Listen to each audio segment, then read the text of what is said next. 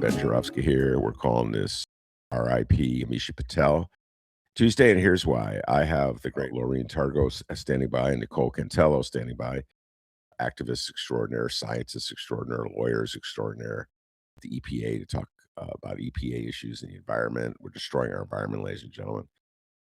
But I must begin by giving my thoughts about the death of one of Chicago's great crusaders, in my humble opinion, one of Chicago's great activists, Amisha Patel. She died this weekend, I want to say. I forgot. I've lost track of time.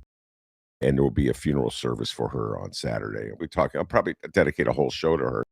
I'm not sure if Lorene or Nicole ever knew Amisha. And my listeners I know Amisha because, as I said, she's been on the show many times. She used to come on all the time, once a month. Amisha Patel would come on. She's grassroots collaborative, activist extraordinaire, as I said. She's been on the scene in Chicago. I've lost track of time, ladies and gentlemen. I think it was sometime at the end of Daley's reign, baby Daley, kids. And then definitely here throughout Mayor Rahm's reign, always leading the charge on behalf of neighborhoods and people left behind, working class, poor people. And what do I say about Amisha? I will say this, and it connects to Lorene and Nicole. And both of these guests know I have just profound respect for them and the stands they've taken as EPA employees. And Amisha was cut from the same cloth. She was like fearless. You know, in this city, I've lived in the city now for over 40 years. One thing I've learned, it's like city's got a herd mentality. You just go along to get along type mentality that's overwhelming. If you stand up, if you say anything, if you just defy what is expected of you, everybody kind of rolls their eyes, looks at you like you're crazy, and tries to shut you up, co-opt you.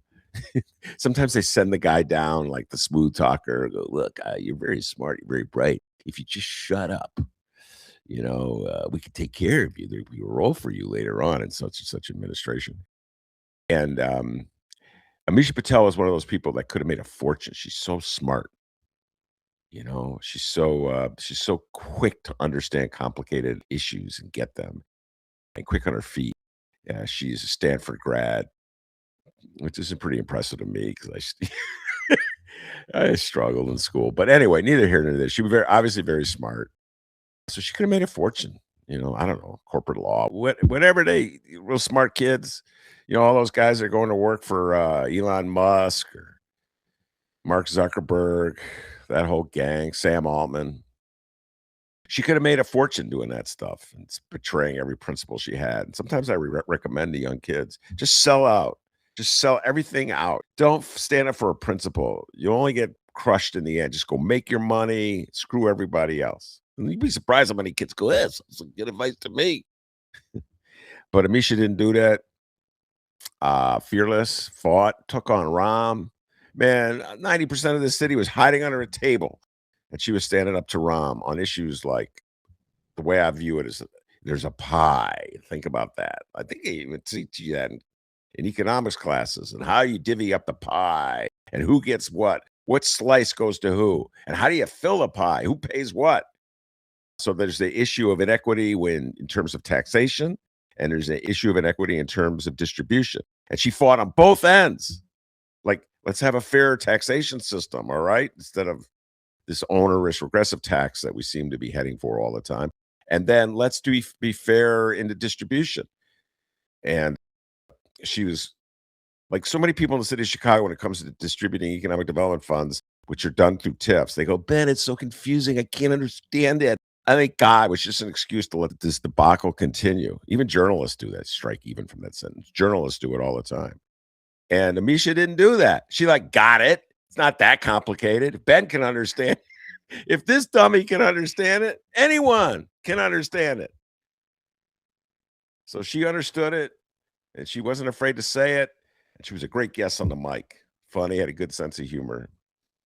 And I will miss her tremendously as a guest on my show, primarily, I'll be honest, and also as a fighter for all good things. So to carry on the spirit of the great Amisha Patel, I'm going to bring on Lorene Targos and Nicole Cantello from the EPA, and we will talk about the evisceration of science, as Nicole put it, and the evisceration of the EPA as we speak. Lee Zeldin, the head of the EPA, is going before Congress begging them, please, please, please cut my budget by 52%. What kind of nonsense is that, my friends? One last thing before I bring on Lorene and Nicole. I'm going to appeal to my dear friend Joe Rogan. Lorene and Nicole are speaking at risk in this Trump administration where they fire people, punish people for daring to speak the truth. And I know, Jojo, you're going to stand up for them if anything happens. I know you will because you believe in the First Amendment. Producer Chris is probably smiling right now. So, Joe, don't worry, Nicole and Lorene, you will be protected by Joe Rogan if Donald Trump comes after you. Try not to laugh at that.